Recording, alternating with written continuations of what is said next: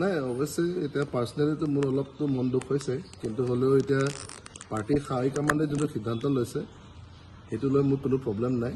এতিয়া মই মোৰ ফালৰ পৰা যিমানটো পাৰোঁ মই এলায়েন্সক মই সমৰ্থন দিম। আমাৰ মিত্ৰ দল যিহেতু APHLCৰ পৰা বিক্ৰম হাঞ্চে পাইছে, তেখেতক মই যিমানটো পাৰোঁ মোৰ ফালৰ পৰা সমৰ্থন দিম। আৰু ওচৰে পাঁজৰে মোৰ লগৰসকলে যোনকেইটা কংগ্ৰেছৰ টিকেট লাভ কৰিছে তেখেতসকলকো মই সহায় আগবঢ়াম। চাওক, এই যোনটো ডিচিশ্যন হৈছে এইটো বেচিকেলি আমাৰ AICCৰ পৰা বা APCC হাইকমাণ্ডৰ পৰা লোৱা হৈছে। ইয়াৰ বিষয়ে মই ইমান কিবা এটা ক'ব নোৱাৰোঁ, কিন্তু আমাৰ মূল উদ্দেশ্য এতিয়া কংগ্ৰেছ আৰু আমাৰ মিত্ৰ দলৰ মেইন উদ্দেশ্য হ'ল আমাৰ বিজেপি হাৰোৱাটো। এতিয়া আমি বিজেপিক হাৰাবলৈ আমি লোকেল লগত কৰোঁ বা আমি ষ্টেটৰ লগত কৰোঁ, যাৰ লগত কৰোঁ, আমাৰ মেইন উদ্দেশ্য হ'ল আমি বিজেপিক এই নিৰ্বাচনত আমি হৰাব লাগে। কংগ্ৰেছ APHLC নহয়, যিহেতু আমাৰ মিত্ৰ দলত আৰু বহুত আছে। ৰাইজৰ দলৰ লগতো ফাইনেলি মিত্ৰতা হ'ল আৰু আমাৰ AJPৰ লগতো আছে, APHLCৰ লগত আছে, CPIML লগত আছে। আমি সকলোৱে এটাই আমি উদ্দেশ্য লৈ পেলাই নিৰ্বাচনত নামিছোঁ যে এবাৰ আমি যুঁজ এটা দিম বিজেপিক, আৰু আমি যিমানটো পাৰোঁ আমি আমাৰ ফালৰ পৰা চেষ্টা কৰিম যে চৰকাৰটো বনক, আৰু বনিব বুলিও মই আশা ৰাখিছোঁ।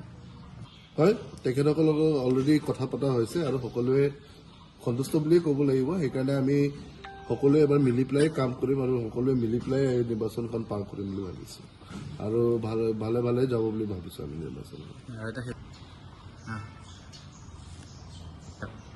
এতিয়া আমাৰ এই নিৰ্বাচনত ইলেকশ্যনত আমি জানো যে গৌৰৱ গগৈ ডাঙৰীয়া আমাৰ APCCৰ সভাপতি, তেখেতেও আমাৰ যোৰহাটৰ পৰা নিৰ্বাচন খেলি আছে।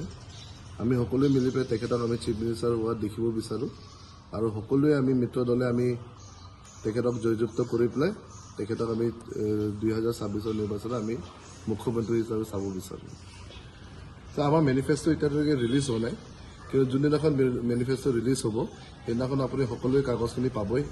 আৰু প্লাছ আমি কাৰ্বি আংলঙত এইটো বিচাৰোঁ যে আমাৰ কাৰ্বি আংলঙৰ কাৰণে আমাৰ কংগ্ৰেছ আৰু আমাৰ মিত্ৰ দল যদি থাকে, আমি বিজেপিতকৈ বহুত এটা ভাল কাম কৰিব পাৰিম। কিয়কি এতিয়া আপোনালোকে কাৰ্বি আংলঙৰ প্ৰব্লেমটো সকলোৱে গম পাইছে, কণ্ট্ৰেক্টৰৰ পে'মেণ্ট পৰা লৈ পেলাই আদি কৰি লৈ পেলাই কাউন্সিলৰ আজি কিমান মাৰামাৰি হৈ আছে পে'মেণ্ট কথা লৈ পেলাই, কিন্তু এই প্ৰেজেণ্ট চৰকাৰে কোনো এটা ষ্টেপ লোৱা নাই।